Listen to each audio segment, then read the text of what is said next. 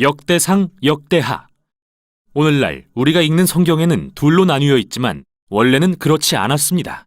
두루마리의 길이 때문에 둘로 나뉜 것뿐 원래는 하나의 줄거리를 가진 한 권의 책입니다. 한글 성경에서 역대기는 사무엘과 열왕기 다음에 나오며 사실 대부분 이 두 책의 내용을 반복합니다. 그래서 많은 독자가 역대기에 이르면 잠깐 전에 다 읽은 거잖아 라며 건너뛰는데요. 참 안타깝습니다. 왜냐하면 이 책은 정말 독특하고 성경 전체에서 매우 중요하기 때문입니다. 실제로 유대교 전통에서는 역대기가 성경의 맨 마지막 책인데 이는 이 책이 히브리 성경의 모든 내용을 요약하기 때문이죠. 이 책의 첫 단어는 아담, 즉 성경 이야기의 첫 등장인물입니다. 그리고 마지막 문단은 포로된 이스라엘의 귀환을 선포합니다. 저자는 알 수 없지만 내용으로 미루어 볼 때 이스라엘이 바벨론 포로에서 돌아온 뒤 몇백 년 후에 누군가가 쓴 것으로 보입니다. 당시에 예루살렘과 성전은 이미 재건돼 있었고 에스라와 느헤미야에 본 것처럼 좋은 상황은 아니었습니다. 예루살렘과 성전이 재건되면 하나님이 오셔서 백성 가운데 거하실 거라는 위대한 예언, 그리고 메시아 왕이 오셔서 열방을 평화롭게 통치하실 것이라는 소망이 있었지만 아무것도 성취되지 않았죠. 그래서 역대기의 저자는 다윗과 솔로몬 등 역대 왕들의 이야기를 재구성함으로써 미래에 대한 소망의 메시지를 전하려고 합니다. 이 책은 두 가지의 분명한 주제를 강조하기 위한 구조로 되어 있는데요.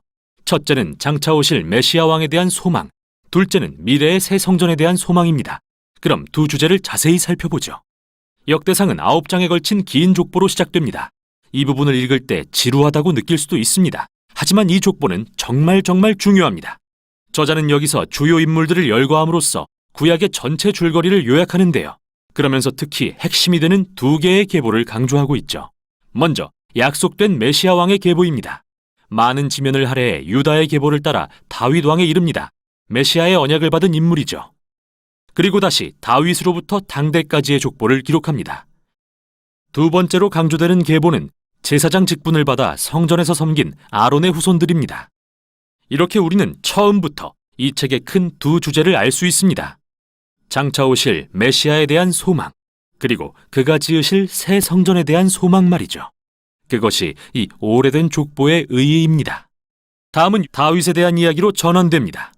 대부분 사무엘에 나왔던 이야기라 익숙하지만 여기에도 정말 중요한 차이점이 있습니다.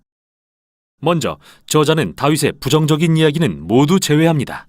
유약하고 부도덕하게 묘사된 부분 말이죠. 사울에게 핍박당해 광야에 숨었던 일, 밧세바를 간음하고 그녀의 남편을 살인한 일 등은 기록하지 않고 다윗을 선한 사람으로 그린 이야기만 남기죠. 또한 그는 사무엘에는 없는 새로운 내용을 추가하며 다윗을 더욱 긍정적으로 비춥니다. 다윗이 성전 건축을 준비하는 장면이 여러 장에 걸쳐 기록되어 있는데 그는 각종 자재와 기술자들을 모으고 레위인들과 찬양대를 준비시키죠. 나아가 이번엔 다윗을 모세와 같은 인물로 묘사하는데요. 하나님이 다윗에게 성전의 설계도를 주시는 모습은 모세에게 성막의 설계도를 주셨던 모습과 흡사합니다. 그런데 왜 다윗에 대한 새로운 내용을 소개할까요? 저자는 다윗의 결점을 숨기려는 게 아닙니다. 어차피 사무엘을 읽으면 누구나 알게 되니까요. 오히려 그는 다윗을 이상적인 왕으로 묘사함으로써 그의 혈통에서 오실 메시아의 모습 혹은 전형을 만들려고 한 것입니다. 이는 예레미야나 에스겔이 오실 메시아를 새로운 다윗이라 말한 것과 매우 비슷한데 역대상 17장에 다윗을 향한 하나님의 언약이 어떻게 기술되어 있는지 보면 명확히 이해할 수 있습니다. 이 이야기에 상응하는 사무엘하 7장과 비교해보면 역대기 저자가 강조하는 것은 다윗도 솔로몬도 그 외 어느 왕도 메시아가 아니었으며 앞으로 오실 메시아는 다윗과 같은 왕이 될 거라는 것입니다.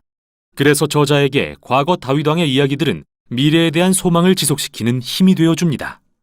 다윗이 죽은 후 역대하는 예루살렘에 거하던 왕들의 이야기에 초점을 맞춥니다. 이번에도 역시 열왕기에 많은 이야기가 반복되지만 결정적으로 다른 점도 많습니다. 먼저 저자는 북이스라엘의 왕들 이야기는 모두 제외합니다. 다윗의 혈통에만 집중하기 위해서죠. 더불어 이들 다윗 왕조에 대한 새로운 내용을 대거 추가합니다. 그는 하나님께 순종한 왕들을 부각하면서 그들의 순종이 성공과 복으로 이어진 새로운 이야기들을 들려줍니다.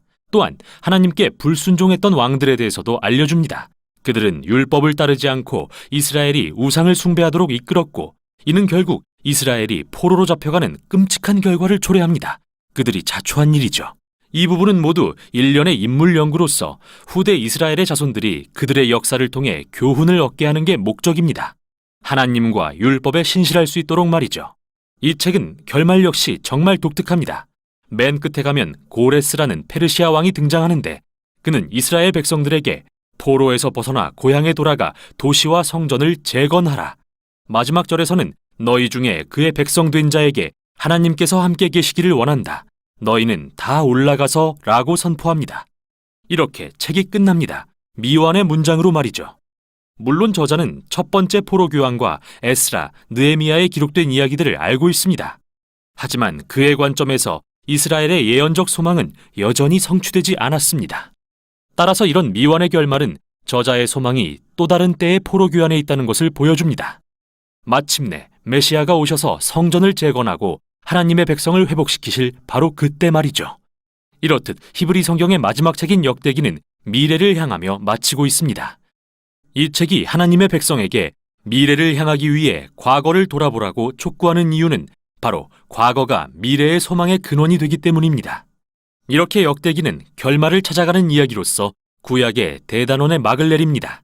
이것이 역대기가 전하는 내용입니다.